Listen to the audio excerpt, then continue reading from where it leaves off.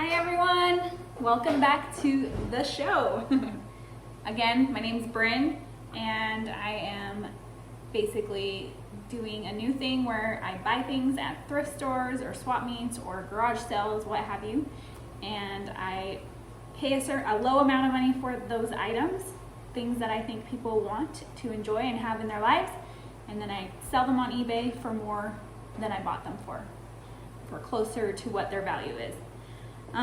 I wanted to talk a little bit about that also because I was having a thought the other day. I was like, why would people want to buy something for a higher dollar price from me versus just going to the thrift store? And then I realized, oh duh, Brindy, there are different kinds of people. Some people like to go thrifting and some people do not like to go thrifting. And for those who do not like to go thrifting, which is fine, everyone's different, everyone doesn't have to like to go thrifting, but for those who don't like to go thrifting, I can do that service for them. I can provide them a service where I go hunt for the items, I clean them, I take photographs of them, I list them, and then hopefully I can make some money off of all that service that I've provided, is kind of how I look at it. It is a service and it's a valuable service. And oftentimes too, people are really looking for that one item and they might be hunting for it, but they can't find it. So if I can find that item for them, I think that's a very excellent service, and I do feel good providing that to people, and it feels like a good exchange, if that makes sense.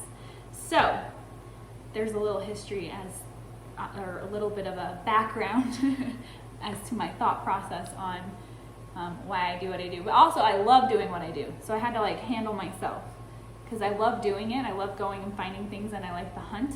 And so I had to kind of look at, well, why would people not want to do this themselves? Oh, because everyone's not me. They have different interests and likes, and mine just happens to be finding awesome items at places you wouldn't expect to find them, that people have now considered garbage and given away. Or maybe they just think someone else could enjoy it more than they have and they want to donate it for somebody else. So there you go. There you have it. There you go. Today's video, I'm actually going to go over what sold. Oh, hang on one second. This is my daughter's phone and I don't know her code. So one moment. Okay, sorry about that. All right, so we're going to do something a little different today. I'm going to go over the last 20 or so items that I've sold, and I will tell you, I hope I can remember, but approximately what I paid for them and then what I got for them. And a tip for those who are trying to venture into this type of field, don't give up. The beginning is the hardest, for sure. And you might feel like you're not getting anywhere, or you're getting a lot of low offers, etc. But just keep persisting, because once you build a base or once you get a reputation on eBay, it just starts to snowball. And that's what I'm experiencing anyways. It's starting to pick up. I'm actually making a decent profit versus before it felt like I was just putting in what I was getting out. Look at every sale, even if it's a low sale, as like a marketing opportunity. That's where you can provide really great customer service, get really good reviews, get another transaction done, which builds your reputation on eBay, and just keep going. And you get better too at seeing what people are looking at in your store, and everyone sells different stuff. I have 2 other friends that are doing the same thing, and we could literally go to the same location and we wouldn't even step on each other's toes because we buy completely different things. So don't give up, essentially, is my message on that.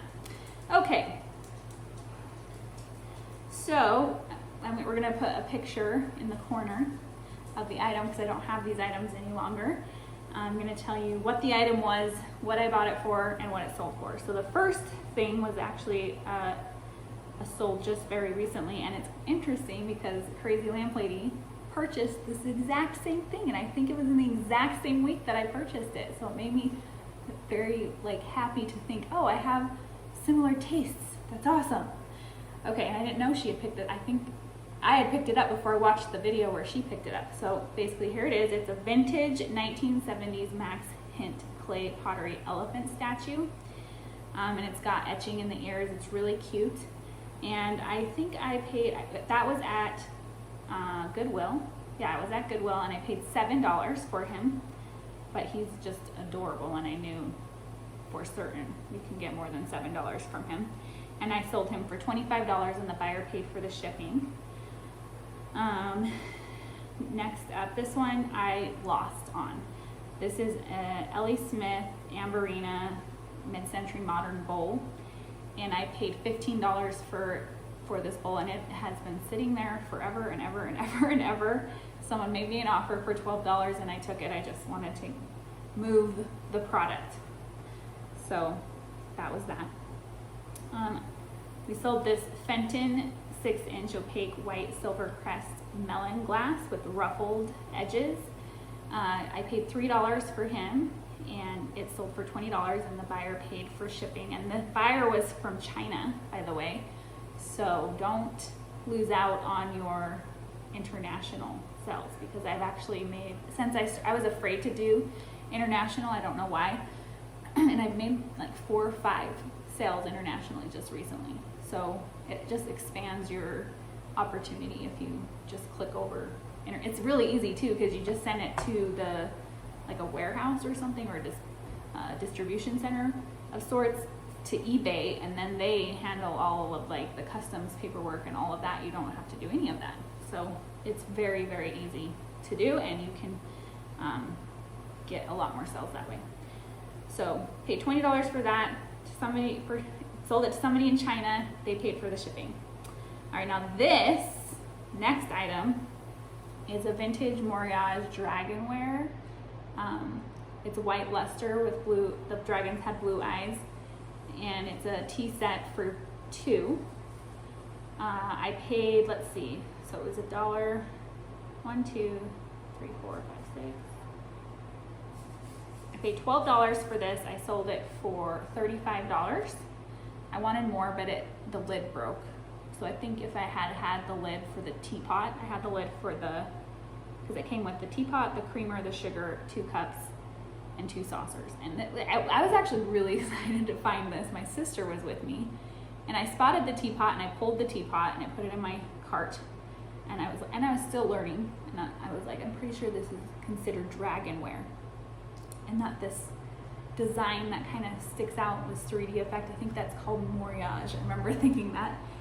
And I drove the cart over to my sister, and she was looking at these teacups, and she's like, these are cool. And I was like, oh my gosh, those teacups, that matches the teapot.